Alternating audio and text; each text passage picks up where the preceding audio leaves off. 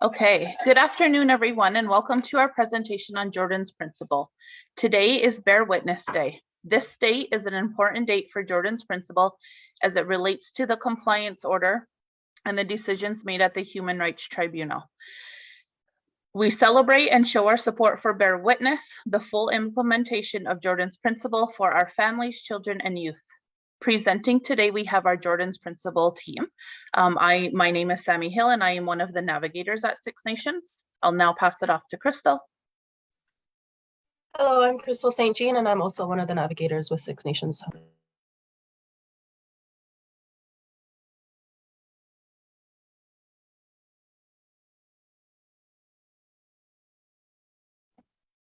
Hi, everyone. My name is Ashley Martin. I'm a Jordan's Principle navigator as well. Unfortunately, Amber is unable to be with us today, but she is our fourth navigator here at Six Nations. We are part of a larger Six Nations Child and Youth Health team. And in our role as navigators, we work closely with parents, service providers, and Indigenous Services Canada. We will be sharing some of the history of Jordan's Principle, important timelines, who is eligible, and how to apply. We will take some time at the end to answer any questions. I will now begin our presentation. So who is Jordan? Jordan River Anderson was born in October 1999, and he belonged to the Norway House Cree First Nation in Manitoba.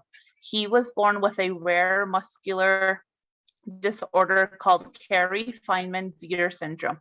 He required around-the-clock care to manage his conditions. The hospital was prepared to discharge him after a few years. However, he remained in hospital for the remainder of his life because the federal and provincial governments could not agree on who was to pay for his at-home care. They argued over all of the costs, including hygienic supplies, as neither government wanted to accept responsibility and set a precedent. Jordan passed away at the age of 5, never having had the opportunity to go home to receive the care with his family and friends. I'm going to start this slide off by playing a little video. We're going to watch about 4 to 5 minutes of this video, and it just shares Jordan's life and legacy.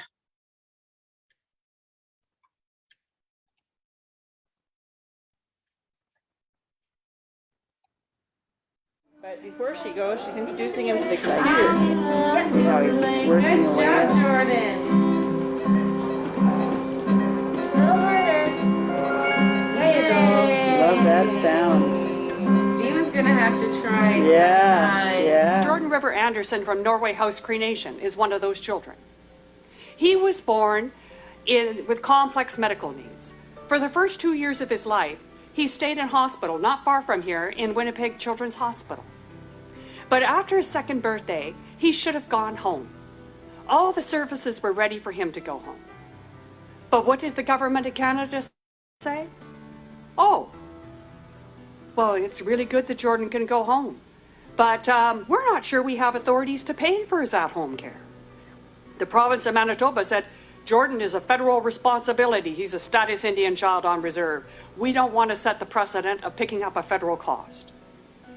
There's no question about it. If Jordan was non-Aboriginal, he would have gone home that day.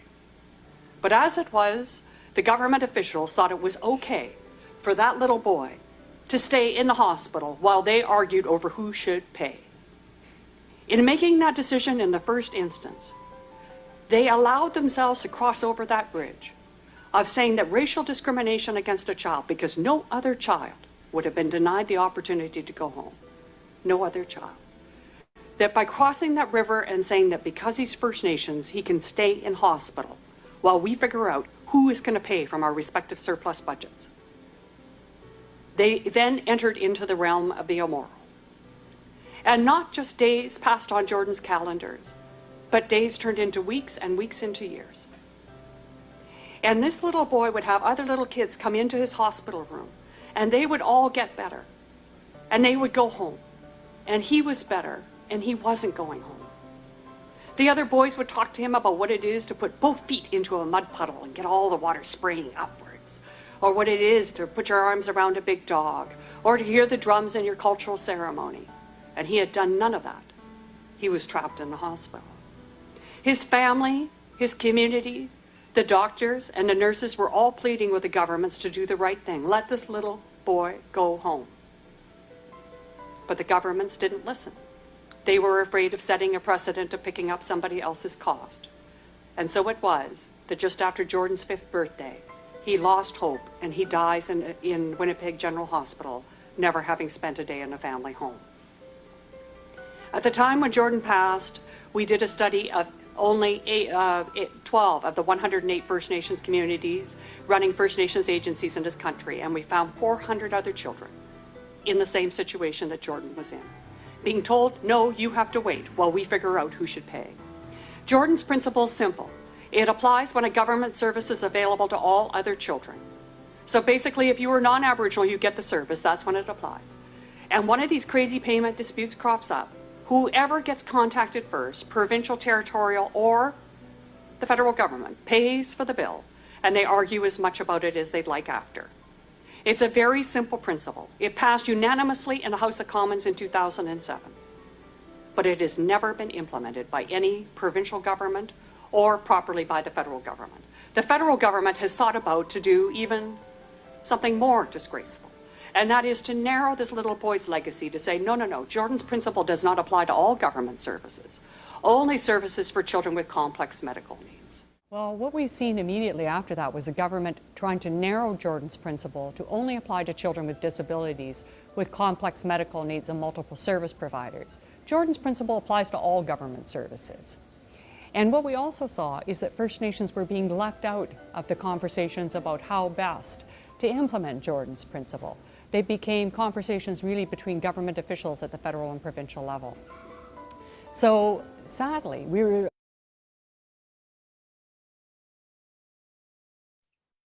Okay, I'm just going to stop the video there. So that just gives us an idea of the life that Jordan lived and the gaps between government services and his care. That Jordan's principle is a legal principle that ensures substantive equality and that there is no gaps in publicly funded social or educational programs, services, and supports. So it became a legal principle that is now law. It applies to all First Nations children, whether living on or off reserve, and it applies to all government services for First Nations children. Where did Jordan's principle come from? So the First Nations Child and Family Caring Society advocated for more than 10 years to ensure that First Nations children did not face barriers to getting the services that they need. So Jordan's family, along with the Caring Society and Dr. Cindy Blackstock, so she's the executive director of the Caring Society, took Jordan's case to courts to ensure that this would never happen to another child. After several years of a legal battle and many non-compliance orders, the Human Rights Tribunal ordered Canada to fully implement Jordan's principle.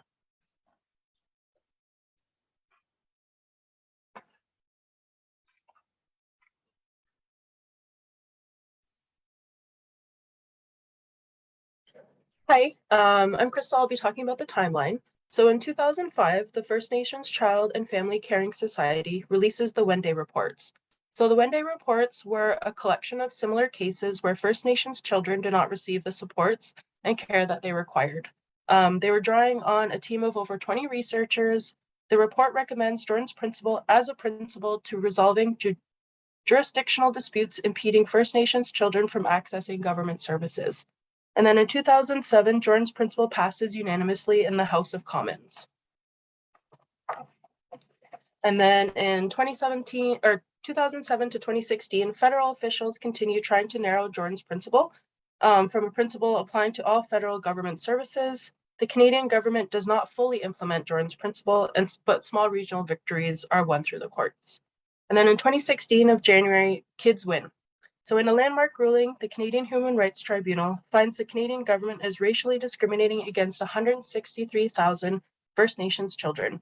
The federal government is obligated to fully implement Jordan's principle. So as Sammy mentioned, Jordan's principle is not a program, but it is a legal ruling, which means it's not going away. Next, I'll talk about what's covered through Jordan's Principle. So there are health, education, and social services that are covered through Jordan's Principle. And here's a list of just some of the things. However, Jordan's Principle's funding is not limited to these supports. It is a needs-based and considers substantive equality. So just meaning that more support is needed to achieve equality and better services.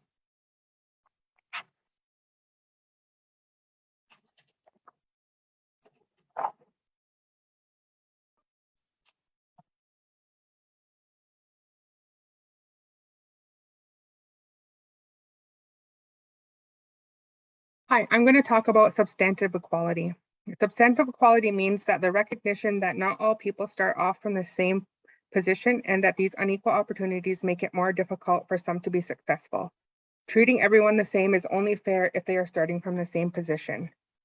So when doing a Jordan's Principle application, there are a fundamental aspect of human rights laws that is concerned with equitable outcomes and equal opportunities for disadvantaged and marginalized people in society.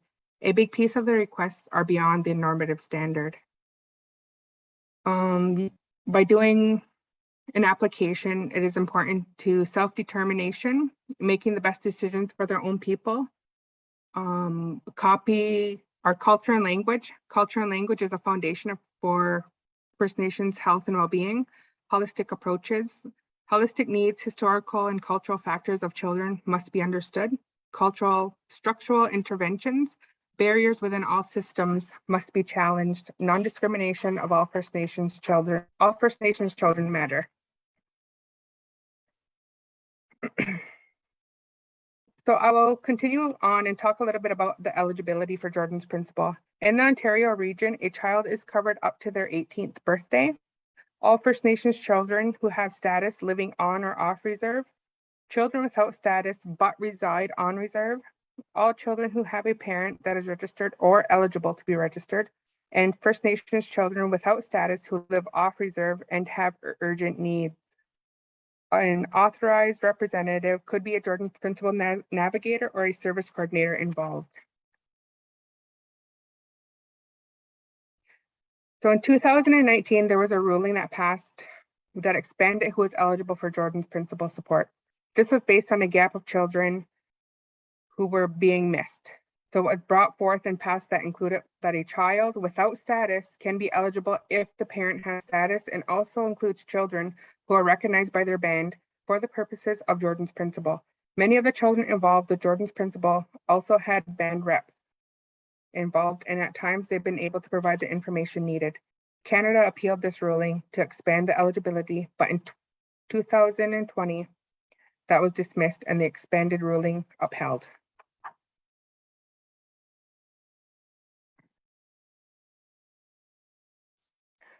So on this slide, you will see some information that is required when a new request or application is being started.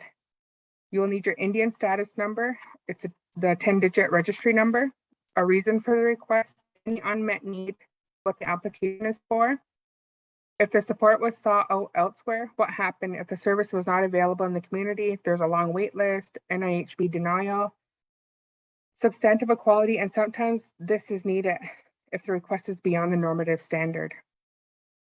The cost breakdown associated with the product or service, letters of support, typically this comes from a third party, professional support that is involved with the child, circle of care, and any supporting documentation that can be gathered. The more supportive documentation, the better. Circle of care professional supports can be teachers, doctors, counselors, therapists, etc.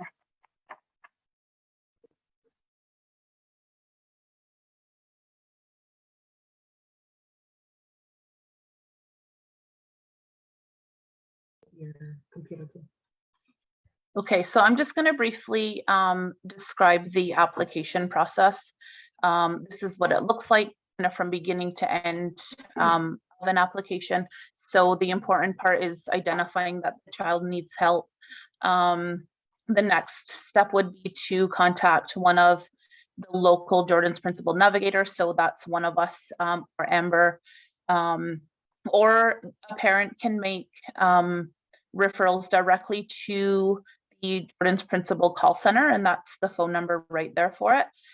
This third piece of information that is needed is all of the relevant documents to support the application. So like Ashley had just mentioned, some of those are support letters. Sometimes it's diagnostic information. Typically cost is needed as well to show how much the product or service will be needed.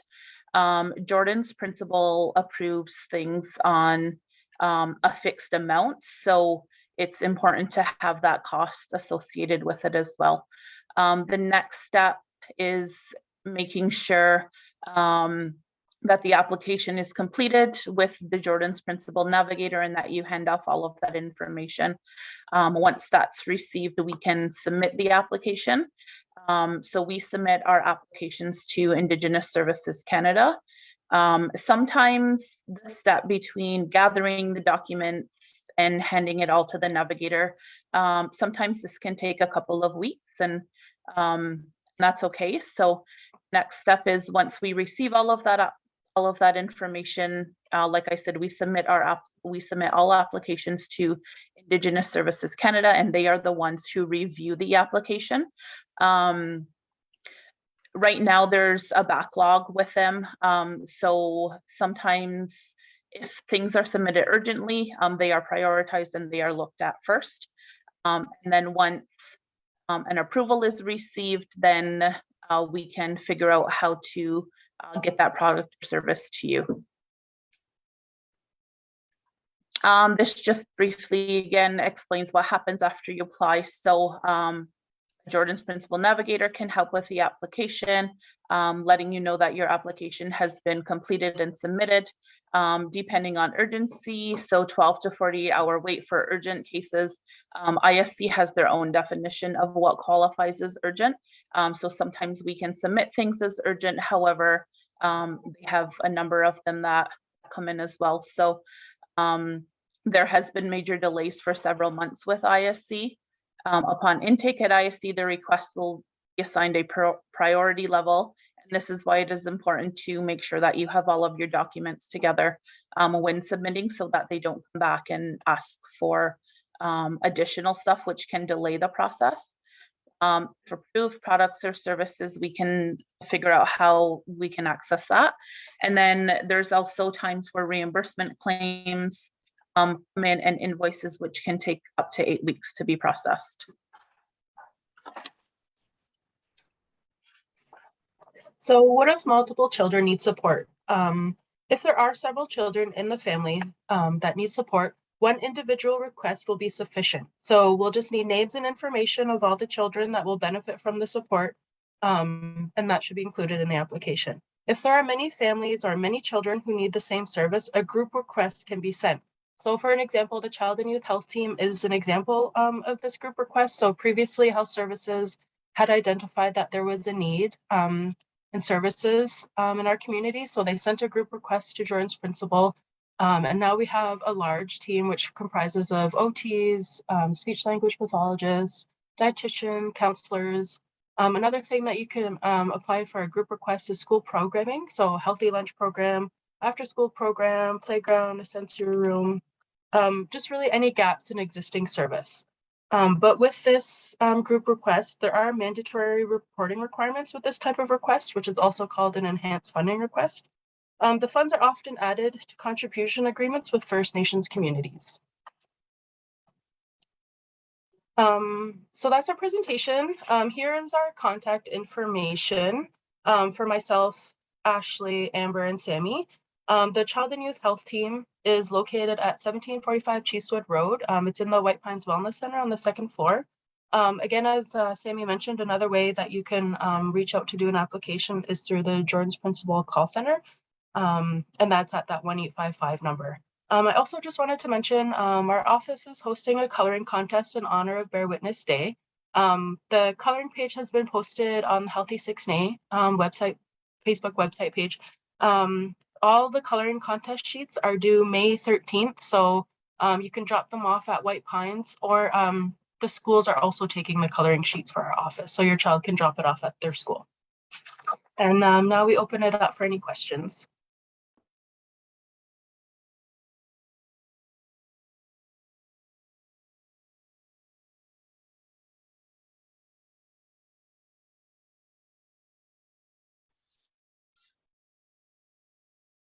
there are no questions so far, but maybe give a second if they're typing them.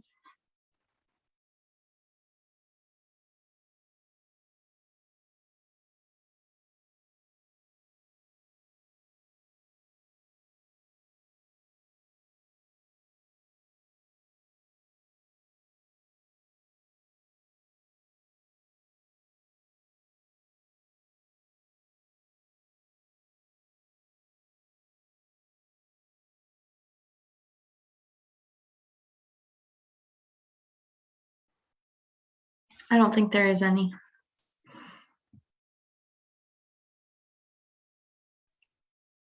Okay, thank you. Thank you, everybody, for watching our presentation. Please reach out if you do have any questions. Our office number again is 519-445-4983. Thank you. Thank you.